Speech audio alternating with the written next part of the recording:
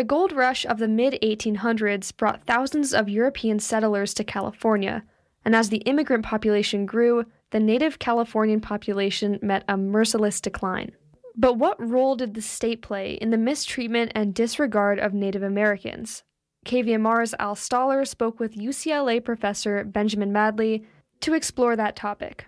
Between 1846 and 1870, California's indigenous population plummeted from perhaps 150,000 individuals to not more than 30,000 survivors, and much of that killing was driven by the state of California. When California's legislators first convened in 1850, one of their very first orders of business was banning all Indians from voting, barring those with one half of Indian blood or more from giving evidence for or against whites in criminal cases, and then denying Indians the right to serve as jurors. And soon thereafter, California's assemblymen and senators banned Indians from serving as attorneys.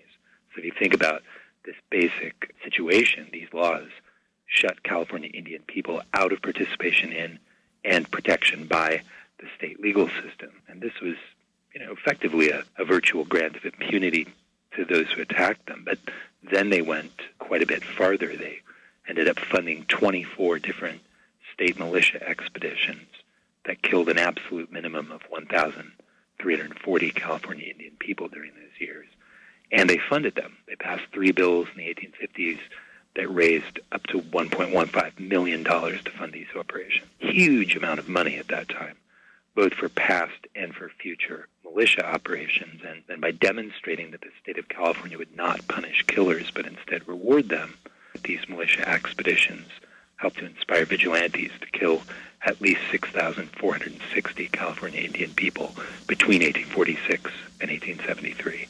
The endorsement of genocide was only very thinly veiled. So, for example, in 1851, California's first democratically elected governor, Peter Burnett, declared that, and I quote, "A war of extermination will continue to be waged until the Indian race becomes extinct." Another example would be California's Senator John Weller in Washington in 1852, a man who became the governor of the state in 1858.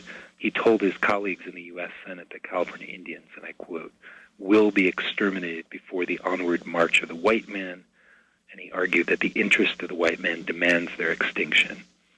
Why was it so important for the state and federal governments to eliminate the Indians?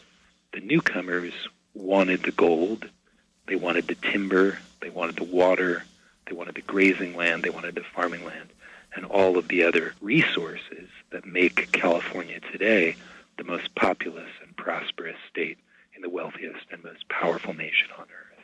And they wanted to be sure there would be no one with another claim to ownership of the land. That's right. So there were to be treaties with California Indian people. There were treaty negotiations that set aside approximately 1 out of every 7 acres in California for reservation lands.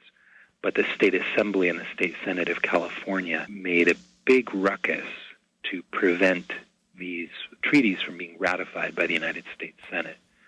So instead of 1/7 of the state being set aside for reservations, less than 1% of the state was set aside for reservations. But there was also a huge amount of hating going on and a great deal of dehumanization.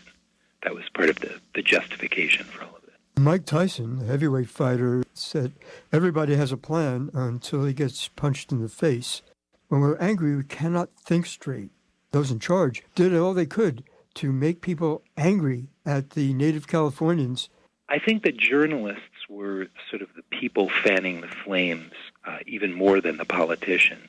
There were calls in rural newspapers in places like Chico and even in big city newspapers like Sacramento, but especially in the smaller places, Wairika or Redlands, where there were journalists calling for the extermination of this state's original indigenous people. They would talk about them as a threat not only to economic development and wealth creation, but also as a threat to colonists and to their children and their wives. I've been speaking with UCLA Professor Benjamin Madley.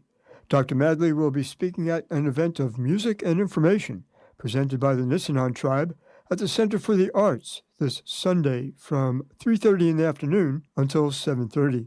For information on that event, go online to nisinan.org. For KVMR, I'm Al Stoller.